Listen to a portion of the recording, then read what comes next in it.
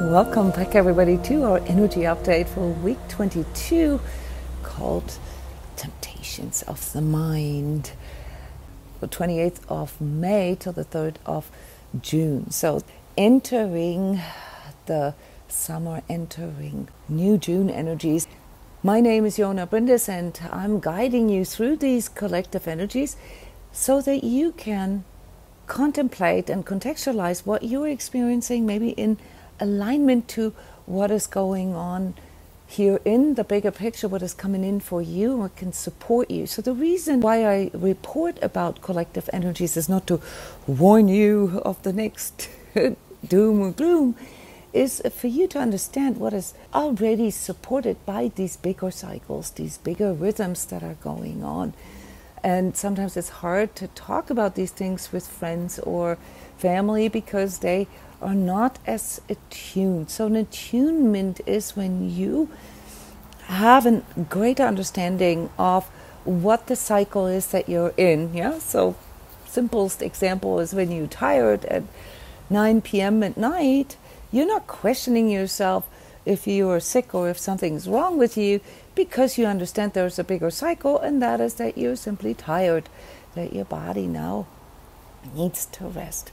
And the same applies for our emotions and for our thoughts, and also for these spiritual impulses that we perceive if we actually choose to give them attention. So there are these bigger rhythms, these bigger cycles that we often lose out of sight. And instead of really going out or seeking communities where this is being discussed, like this daily Sacred Self community here live on Skype, where we do online meditations and talks, energy talks and contemplations together, that allows us to recognize, oh, okay, I'm right in line with what is coming forward for a lot of people right now.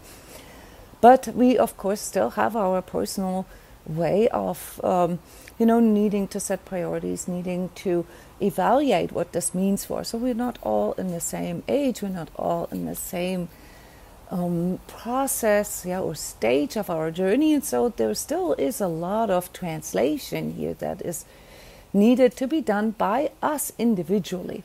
So when I report about collective energies, I'm just literally reporting about the weather conditions. And personally, as an energetically sensitive who struggled many years with what I'm perceiving and how this makes me feel, I find it healing. I find it generally conducive for me to talk about it and to exchange this with others, because there I can see, for example, how some of the things that I can get so stuck in, or that I can get or maybe feel powerless about how other people approach things. So my job is not to tell you what to do. My job is to report about the weather conditions and give you some tips here on the way. Obviously, if there's a storm coming, it's better to wear a jacket, right? So my job here is for you to see your own individual processes in the bigger perspective, so that it becomes easier for you to get out of your own ego mind's limitations. And I call this energy update the Temptations of the Mind, because there are some things that many of us struggle with without being aware of, namely how our mind ultimately limits or restricts what we see and what we recognize as options that we have. So I can talk about conscious choice all day long, right? But if you believe that the only choices you have are between a rock and a hard place, if you believe that there's only one right and one wrong, or one right and lots of different wrongs, if you believe that the world is this absolute, where it's about you going through a maze and having to find the one solution there is, you're not going to be successful. You're setting yourself up for failure. And this failure will be perceived in different ways, and not necessarily in worldly failure. You might be very successful in what you're doing for your job, or as a mother or in your profession, you know, that you are executing, not in this way, failure in the way that you miss where you are actually following your own purpose. Yeah, what is the most aligned to you, what is the most true to you. So the failure is to miss out on recognizing, and for many of us, and you guys know this, the ability to discern what is true for us and what isn't. And the mind is not the right tool to decide, to choose, to discern this. This is one of the first insights that we gain on a spiritual journey. You've heard me talk about this quite a bit here in these past weeks, whether it be in the energy talks that I've called something like Spiritual Realism series, or the Sacred Self-Healing talks for the community here that has formed in transCODES, where I look at the larger picture of each individual's journey and teach you how to do that for yourself, namely to see the larger thread in your life, yeah, the karmic thread that weaves through your life, that determines how you make decisions, that determines how you see the world, how you see yourself in it, and how you evaluate choices that you have. And there's one thing about our human condition that we all have, and that is that we're fundamentally reduced to only the things that we either have experienced, yeah, or that we can imagine. And this is something that, or this is a limitation that comes from our mind, because our mind, yeah, we call this ego mind if it's untrained. Yeah, if our mind is untrained, if we don't actually know how we're thinking and what the true nature of what we're thinking is, if we're untrained, we believe that all these thoughts that we have in our head are ours. And that's a first insight, yeah, where we realize, wait, that isn't actually the case. I have a lot of thoughts that are just there. I didn't consciously think them. Yeah, and as you've heard me say this last week, this learning or consciousness training, yeah, is fundamentally about that. Yeah, it's about training our mind to a degree, not that we can control our thoughts. You will never truly be able to turn on and off thinkingness at your own will. That's an illusion, all right? So don't go against your mind. It will always kind of think, just like how you breathe. You will always breathe. You can, of course, hold your breath, but it's not sustainable. At some point, you're going to have to breathe again. And it's the same with thinking. It is something that our psyche needs, okay, to process all the senses that we have. And one of the senses that we haven't really investigated enough yet as sort of whole human collective is our energetic sensitivity. And in times where more and more people are perceiving things, something like extrasensory things, yeah, like hunches or insights or promptings, yeah, all the way to downloads or actually seeing energies, there is not enough roadmap there yet. We don't really know how to navigate this. Even psychology cannot really help us. Psychology can help us to understand our ego better.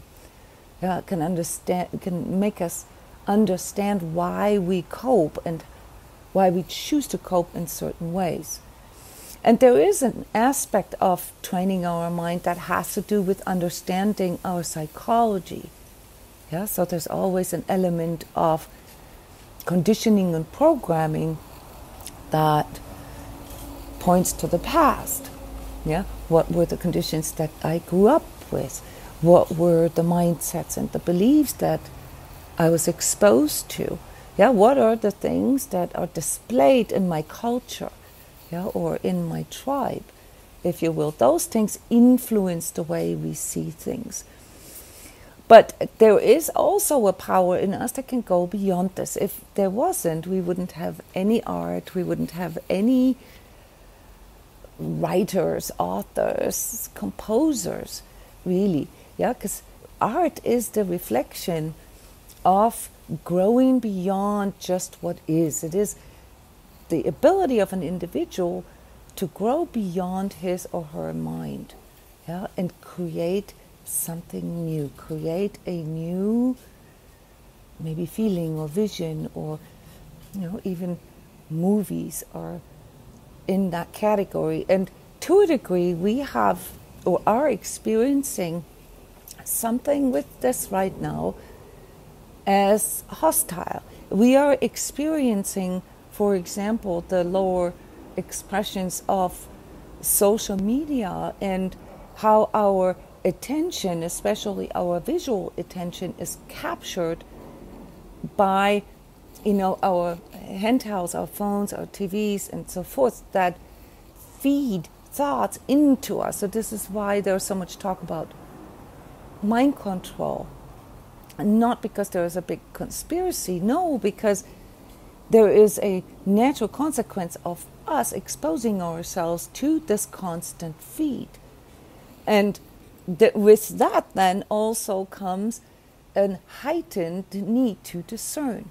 Yeah, so this isn't just a spiritual goal, this is an actual practical need. We all need to amp up our ability to discern whether what we're thinking, what we're idealizing, what we are projecting, what we are going for, what we're wishing for, yeah, whether that is actually ours or whether that's just something that get fed or spoon-fed to us over and over again, yeah, so that we are starting to believe that it's ours. And that is the second insight that we then have when we start to investigate our mind, is that it's highly susceptible to the outer environment. Yeah, it's highly susceptible to what it's being fed, to what it's being exposed to. And there is nothing that we need to be, paranoid about. Yeah, we just need to understand that. Yeah, so there is a rubbing off effect. Yeah, not just with things that we already know, social behaviors and so forth, but also with thoughts. So if we expose ourselves to thoughts that are, idealizing something, yeah, or that are whitewashing something, or that are catastrophizing something, we are more likely to have these thoughts and experience them as our own. This is quite detrimental, guys, because in times where the average hours that we spend on devices that feed information to us, we really have to be careful with what it is that we let in. If we are not aware of what we are letting in, we ultimately end up in a place of confusion, because we no longer know which of these thoughts, and with it, of course, the decisions that we make, the choices that we make, are actually ours. So in these past years, for example, we've experienced a collective crisis with that, because it was no longer possible for the majority of people on this planet to decide what the best thing is for them. Yeah, so you know what I'm referring to, right? We had a total confusion about what is right, what is healthy, yeah, what is the best for the collective, yeah, and most of it because we are not able to know anymore, yeah, what is best for us. We've kind of lost that ability to know exactly what our priorities are due to all the distraction in us, and we've actually enabled it. We've actually become a part of it to a degree, yeah, and this is where many of us then realize how our thoughts are linked to these collective energies, and also how this is a two-way street. So this is a bit of a complex construct that I have showed you here. Yeah, it's a bit abstract, but it has to do with understanding, your own mind and what you're actually up against. So when you are stuck right now, a lot of people feel stuck. We've had a time of very deep contemplation, of very deep internalization here in these last months. We are now feeling this June impulse, right? This impulse to get physical, to go out, to do something with this. And it's a bit schismatic here. So the energies of next week will show this very clearly. It's like, hurry up and wait, hurry up and wait. It's a little unclear, yeah, as to whether we should go right away or whether we should wait. So there's a lot of inner confliction that we're looking at here. And this then makes us even more susceptible to these temptations of our mind. It makes us susceptible to distractions. It makes us susceptible to mind control, which is sort of just the daily rubbing off of outer programming.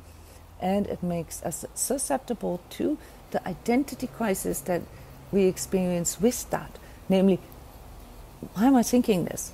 What is it that how did I get there? And what are the conclusions? What are the assumptions underneath this? So we're now learning that whatever this thinking machine is that is going on inside of us, that is not always, I'm not saying it's always wrong, but it's not always representing what we're truly thinking, what we truly need, and what we truly want.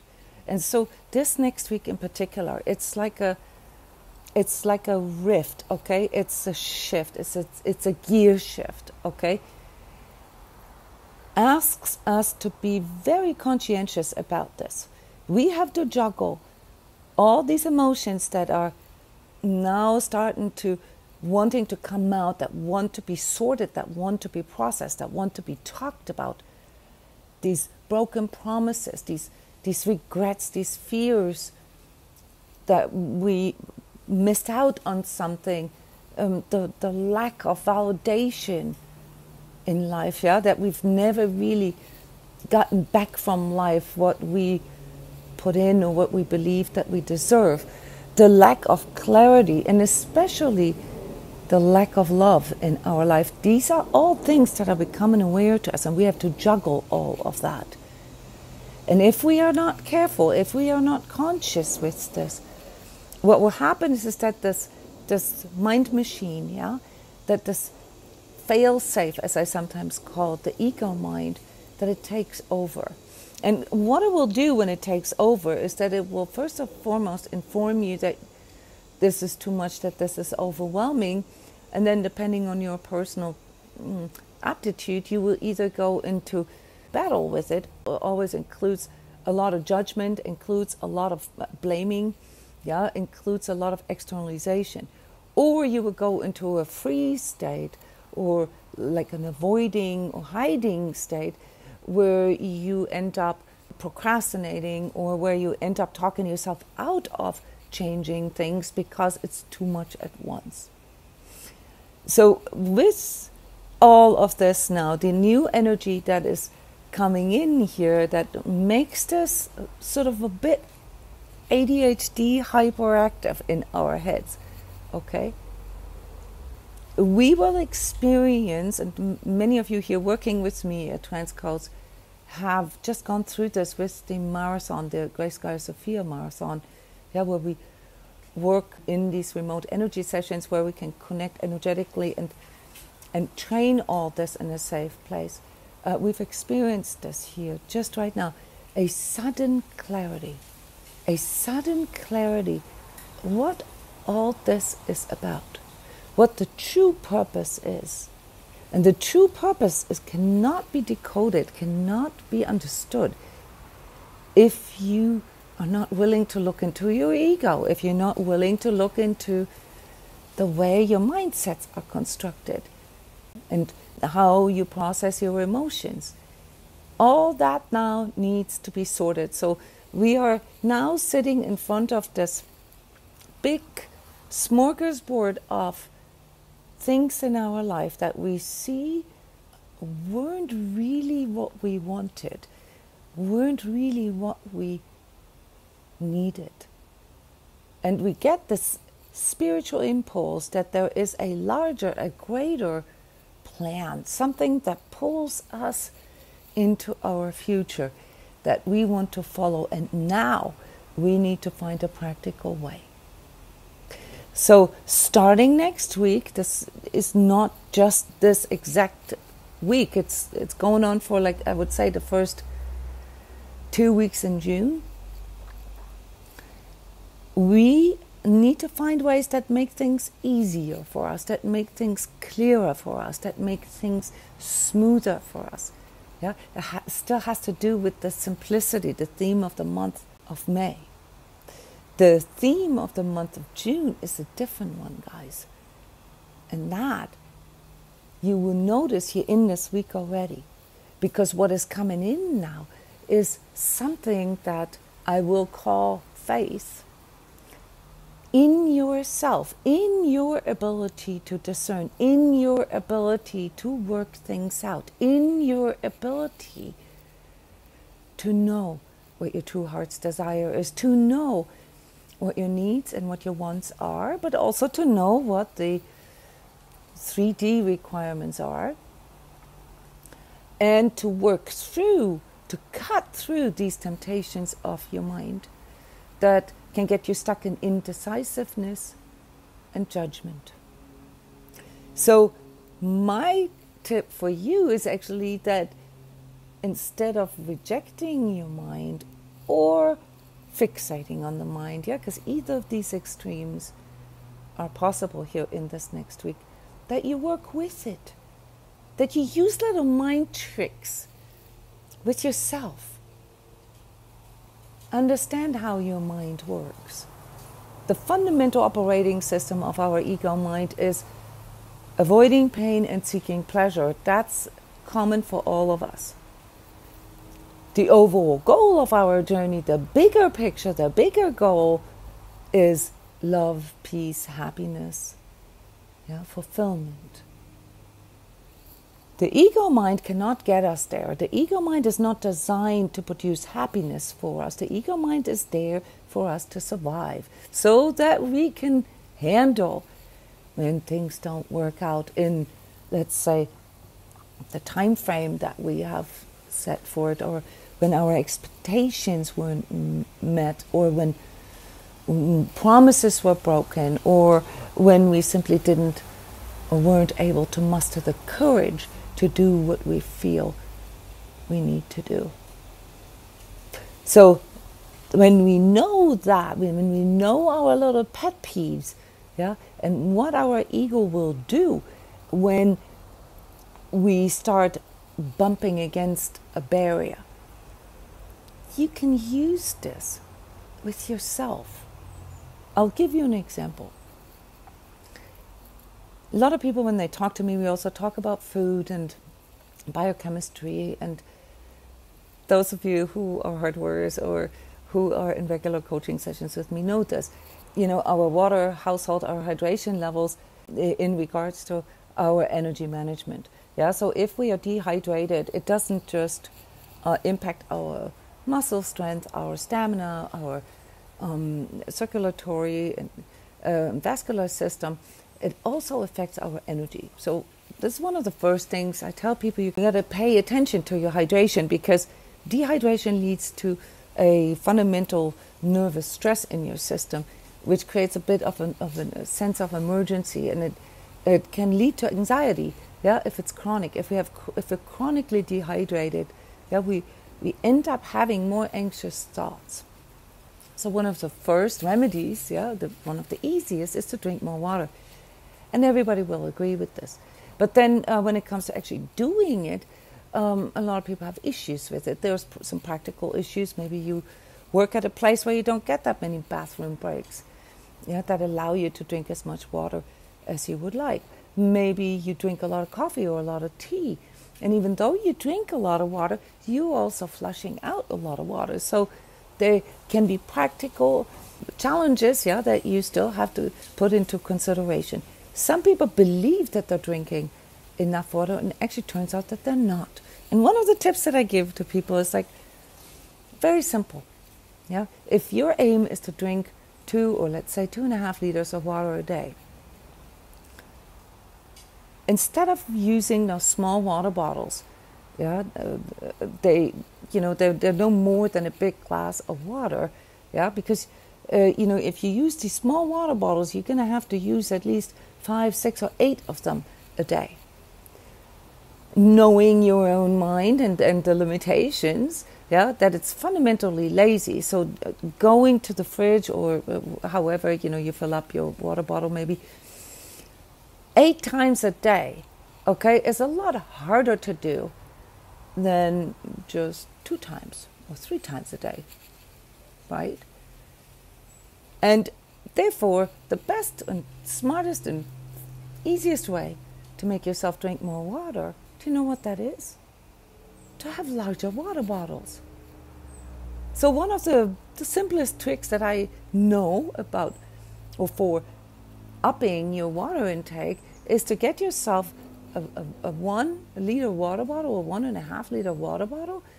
Maybe get yourself 2 or 3 of them, color-coded, and agree with yourself, all right, I will drink the morning bottle, yeah, till noon, depending on what time you get up, obviously.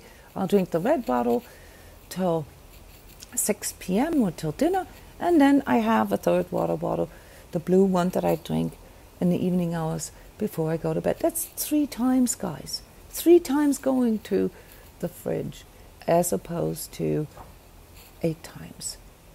And those who do this, who use these little mind tricks with themselves because they know themselves, yeah, that then sets them up for success. Because now they're actually working with their own resistances, with their own barriers, and have less struggle, less confliction in their mind. There's nothing worse, guys, than you knowing that you should drink more water and you end up not. Do you guys know what I'm talking about? I mean, this could be anything else but water. But having the insight, yeah, I should, But then finding yourself in the place where you're not, that's painful. And, it's a energetic pain. Yeah? It's incongruency. Your system picks up that you're breaking a promise to yourself. You'll know this with the gym, right? When you say to yourself, yeah, and I need to exercise more, and I want to exercise, and I'm going to do this, I'm going to go to the gym 3 times a week, and you go once and then you falter, right? You know this pain. And that is your mind picking up on you breaking a promise, and it's psychologically called the cognitive dissonance, yeah? So you are now in an active battle with yourself. And what happens in that battle is that your mind is going to start to find rationalizations to help you cope with it. Your mind will say, oh, I'm not really feeling this good this week. I wonder if I have COVID. I need to sleep more. It's probably better to lay low, or something along those lines. Well, I've drank a lot today, I don't feel thirst, so therefore I'm not going to, go the extra hoops. Yeah, it's okay. Yeah, so we're beginning to rationalize things, and that is something that our mind does. It needs to do this, guys, to cope with the inner battle. It needs to find some way out. And this is why we end, or also sometimes get stuck in our mind, because the mind will try to end this inner battle somehow. Even if this may not sound rational when you hear it this way, but this is what you do. If you delay the decision, procrastination, or if you blame somebody, That's the fastest way for your mind to get out of that inner battle. Do you notice that? Oh, it's because of him, or because of that, or because of COVID, or because of that. The problem with this is, as a conscious self, and especially as an energy manager, yeah, once you become more aware of your inner energies, you know it's not working. It's a more subtle way of deceiving ourselves. And the problem with that is, if we do this over and over and over again, for example, blaming outer circumstances or people or, whatever, aliens or whatever comes along for our inner condition, we are fundamentally externalizing our power to change something. And just like how outer things can rub off, just like how we are susceptible to taking on the things that we hear from the outside as our reality, we are even more susceptible for those self-deceptions. And if we keep telling ourselves, I can't do anything, or this is because of this, or this is because of that, we're going to start believing in it. And when that happens, guys, that's when you start losing this grip on your own reality, on your own needs, on your own wants. So to break through this, you don't have to be perfect, and you don't have to have a fix for everything. You just need to be conscious. Why am I telling myself this right now? What does my ego get out of this right now? Really? Is it really everybody else's fault but mine? I can't do anything about this? Is that true? Anything? There really isn't anything I can do about this? Pay attention to these inner dialogues, to these statements. Be anal about the words that you use with yourself, that you feed yourself with. They will determine your reality, and with it, the choices that you think you have. And worse, it will determine your ability to even imagine a different outcome. Imagine success. So many of you get stuck in this self-sabotage because you're not paying attention to what you're feeding yourself with. Your mind is part of that whole sort of ingestion. It's like an organ, okay? And if you feed a lot of negative thoughts, restrictive thoughts, externalized thoughts, fantastical thoughts, whatever the nature of these thoughts is that you focus on, that you energize, yeah, and then potentially also get invested in through your emotions, is what your reality then becomes. And that is where we need to pay attention here this next week, yeah, as energizing and as positive it is for our manifestation, if we are conscious, as dangerous it can be. And this is why we're seeing so many people going completely nuts right now. You have to understand that. People who decide to become school shooters, yeah, or any other kind of like really destructive, erratic kind of things, are people who got stuck in their minds, got stuck in the temptations and ultimately the insanity of their minds. So with that, I don't want to excuse any of this, but I want to explain to you one of the biggest challenges that we're all up against. And if you then add the bigger picture, yeah, and how, media and politics and movies and all that, what they are feeding us, maybe you can make better choices then. You realize what it is that you allow yourself to be spoon-fed with. You will believe it's yours. You will believe that you came up with that. That's the temptation of your ego mind. It always wants to call dibs on thoughts.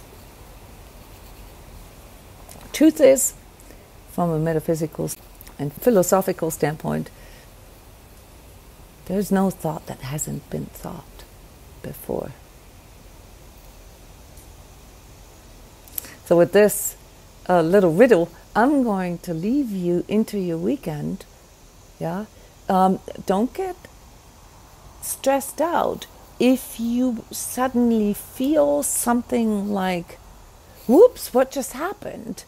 Okay, where you get this sort of sudden awakening to something, yeah, that may feel like you've been checked out. I know that most of you haven't been checked out, but you haven't paid attention to the part that actually determines your reality the most. And the next phase here of your journey is about sorting this, setting the right priorities, and working with it.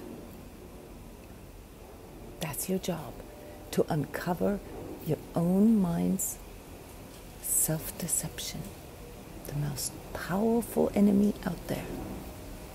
Okay.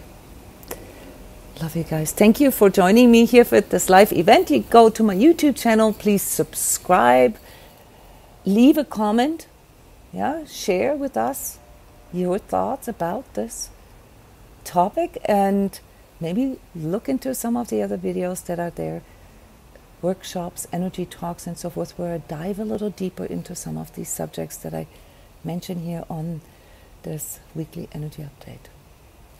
Bye-bye, everyone.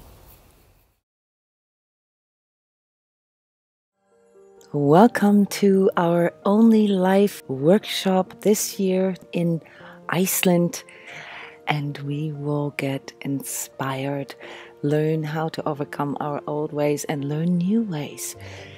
Join us to this only in-person energy healing and training seminar in Iceland this year.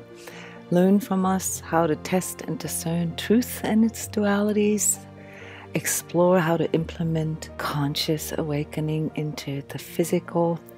See how it's done. And even if you just want to come to Iceland to explore this magnificent island, the midnight sun, the waterfalls, the geysers, or stop by while traveling to Europe or to the United States, then check this out. Either way, we're going to have an unforgettable experience together, spending 24-hour daylight in one of the most sacred places on this planet. Tickets and registration is now online. You can plan your summer vacation with us in June in Iceland.